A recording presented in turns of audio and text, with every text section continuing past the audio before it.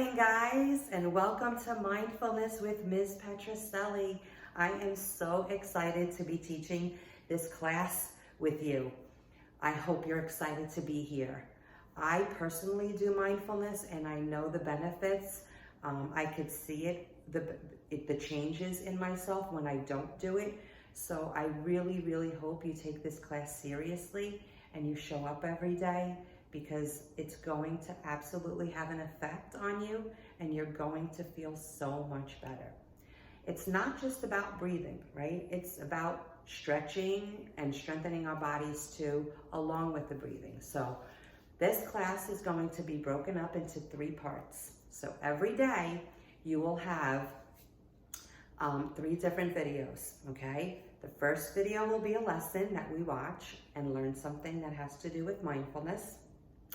The second video that we watch will be a yoga sequence where we're learning different yoga poses and performing different poses as we breathe also. And then the third part, which would be the third video, will be the mindfulness meditation video, where we're actually really quiet, calming our bodies and practicing that deep breathing that is so, so essential for our well-being, right? And for our brains, which we're going to talk about today. So that's basically how the class is going to work. If you have any questions, just post it in the comments to me, and I will be checking them and answering them as soon as I can, okay? And you can also email me if you have any other questions, all right? So today we're going to get started with our first lesson. Okay, so today we are going to be learning about your brain, getting to know and love your brain. Because why are we doing mindfulness? Well, it's all about the brain. The more we deep breathe and do that mindfulness, the more it benefits our brains. And why is that important to us? Because we are learners, right? We want our brain to be in the best condition, just like an athlete. You want to be the fittest you can be, right? You want to practice when you're an athlete, when you're a basketball player, you're going to get out on that court every day and you're going to bounce that ball and you're going to practice until you got it right. Well, it's the same thing with mindfulness and meditation. And your brain, we really don't exercise our brain. Mindfulness is a way to exercise your brain through deep breathing. And there is plenty of research to show that it really, really works, okay? So, we're getting to know and love our brains, right? Kiss our brains. We all love our brains.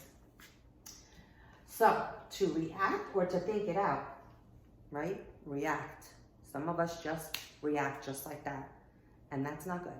We need to learn how to stop and think before we react.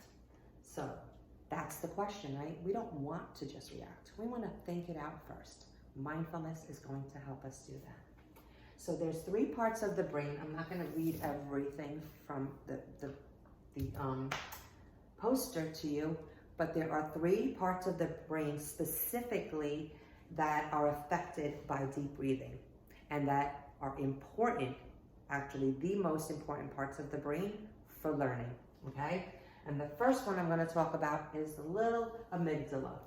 Amygdala is considered like part of the old brain. Not sure what that means, but that's what they call it. All right? So I guess our brain has evolved, and that was part of the old brain that's always existed since the beginning of time. You know, because we've evolved. We've changed over time, right? But the amygdala is part of that old brain, so it's been around forever, right? It has not evolved. And the amygdala, what it is, it's kind of like the guard dog in our brain, right? It what makes us react to dangerous situations, right? Like if we're going to touch something that's hot, our brain right away pulls our hand back, right? Because that's the amygdala at work, all right? The amygdala is the one that tells us to pull our hand back because that's going to hurt us, right? It's kind of the fight, flight, or freeze response is in the amygdala. But the amygdala can't tell whether or not it's real danger and stress or whether it's just a hyped up situation, right? So this is where mindfulness comes in, is right? We want to be able to calm the amygdala so that it doesn't react so quickly all the time like we do and get ourselves into sometimes situations we don't want to be in, right? We get in trouble, you know, because we overreact or we do something that we didn't think about first, all right? So this is where the amygdala, that's our guard dog, right? It's always on guard trying to protect us, right, from danger. But we need to learn how to calm that amygdala, right, guys? All right, and mindfulness is going to help us do that. The next one we're going to talk about is the hippocampus. Now, the hippocampus are like crescent little shapes that are kind of behind our ears, inside our brain, but it's kind of like the position is right behind our ears, right? And the hippocampus is kind of like our memory storage, right? It's where we store all our memory, right? In these little tiny things right behind our ears, right? These little crescent-shaped things hold all our memory, right? It says it right here. What are your favorite memories? The most useful facts you know.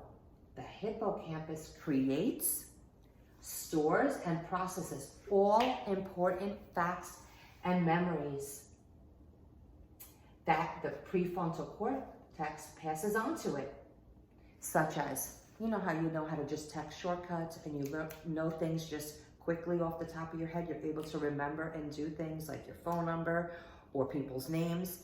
Well, that comes from your hippocampus. That stores your memory, right? When the guard dog is hyped up, guess what? Hippocampus can't store memory. And if you can't store memory, guys, how are you going to learn, right? We have to be able to study and remember what we study, or listen to our teachers, or read something in a book and be able to remember it. So in order for that to happen in the hippocampus, which is our memory storage kind of, the amygdala has to be calm, right? The amygdala has to be calm. So it's important. That amygdala is so important to keep it calm. Okay, and deep breathing, like I said, is going to make it happen. All right, and the last part of the brain, really important part of the brain, right? It's right here, right in the front of our brain, right? We point to it right here.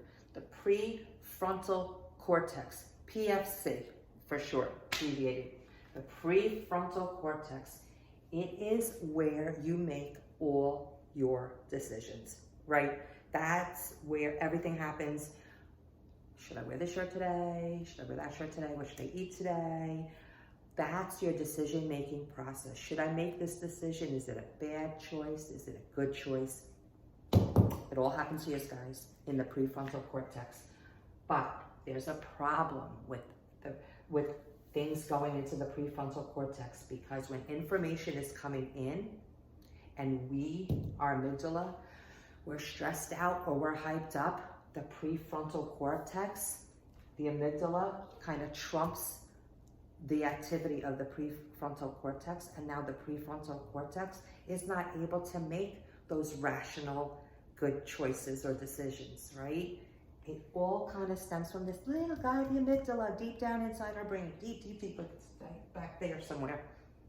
All right, so it's super important, boys and girls, that we keep our amygdala calm so that we can make good decisions, right? So that when we're learning, we can store that information into our brains so that later on we could come back and retrieve it.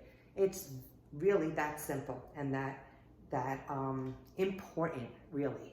Okay, so this is where mindfulness comes in, guys, and I just wanted to kind of show you that there is a direct connection between deep breathing and your brain.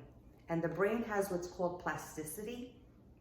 That means that it's not always the same. So how your brain is today, if you think, oh, but I'm just an angry person, I'm just gonna be an angry person because that's just my personality. Not true, okay? Your brain changes. It's called plasticity. That means it's able to change, make new connections. It's all up to you. And one of the simplest ways we can do that, honestly, is with mindfulness. Just deep breathing, okay? So breathe, guys, when you're feeling anxious, before a test, before making any big decisions. Take some deep breaths to calm your amygdala so that your prefrontal cortex can make good decisions, and that all those decisions and anything you learn can then be stored in your hippocampus so that you can retrieve it later on when you need it for a test or for whatever you may need to remember things for, okay? All right, so next I'm gonna show you this cute, two little activities to just demonstrate the chaotic mind and kind of what it looks like. It's kind of a visual, all right? It's called my glitter jar. So I'll be right back with that. Okay, so I'm back with my jar. So this jar I just wanted to demonstrate, it's kind of like our brains, right? You can make one of these at home with water, a jar, and I got some confetti from the dollar store. You can put glitter and sand. I have some sand in here also, I didn't have glitter. And then you just mix it out. And this is basically what our brains look like all the time, right? We have all these thoughts going on, but when we settle it down, when we quiet our brains, and we do some mindfulness and breathing, look what happens. Those thoughts start to calm and slow down and settle, just like the confetti in the jar. Okay? So you could use this, if you make one at home, to help you feel calm when you're feeling stressed. Go and shake it up and just look at it, right? Mindfulness means paying attention to something, just one thing at a time, whatever it is, just paying attention to that. That in itself will help you calm, right? So you can make one of these at home. It's a really good idea. Another thing I want to show you, it's kind of on this poster over here.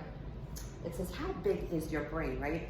Well, if you actually make a fist with your hands like this and close your hands together, that basically is the size of your fist. Is the size of your brain. Look at that, okay? So, the prefrontal cortex, right, would be right here, right? These guys will probably be like our our hippocampus, right? And the little crescent light. And then inside, right in the middle there, that would be our amygdala. If we were to open up our brains, that's kind of how it would look, right? All right, so that's basically, guys, what the different parts of our brain are, right? We have the amygdala.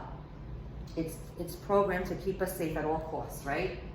It regulates and blocks information from going to your prefrontal cortex so you can react in a flash, right? Because sometimes you don't want to think about something. If there's fire, you just want to react, boom, get away, right? But sometimes our amygdala, like I said before, does not differentiate. So between what's really danger and what's just stressing us out. So that's why it's important to calm it down. So when it's time to make those important decisions, we're not just freaking out and because our amygdala is all hyped up and stressed out, okay? You gotta keep it calm. It can't tell, right? We've said that before. It can't tell a true emergency and can cause you to react without thinking. We don't want to do that. We want to be able to think in certain situations, right? We want to be able to think about what we're going to say, think about what we're going to do, so we're not putting ourselves in a bad situation where we get in trouble or where we do something that we regret, okay? And then we have the prefrontal cortex, just to recap, right? And the prefrontal cortex is your ACE for thoughtful decision making, right? Doing careful calculations, talking through a problem, staying focused on what you're doing. This all happens here. But that only happens, here's the catch, right? That only happens when the amygdala is calm. So if the amygdala is not calm, if you're hyped up, like I said before, or stressed, then that's going to prevent the prefrontal cortex from doing its job, right? And then it's not going to let the prefrontal cortex send the information that it's learning, that it's making, back into the hippocampus so that we could decide for later, oh, I remember the last time that happened when someone said something unkind to me and I reacted that way. That was not the best decision. That goes in here, and we remember that so that we don't make the same bad choices over and over, right? That's the goal.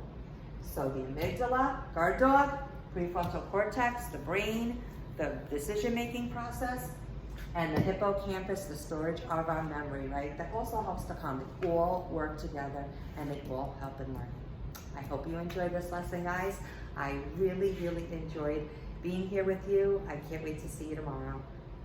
Till next time, have a great day, guys. Stay tuned, and don't forget to watch the yoga video and then the mindfulness video, because this is all for nothing if you don't do those two things. All right, till next time, guys. Bye.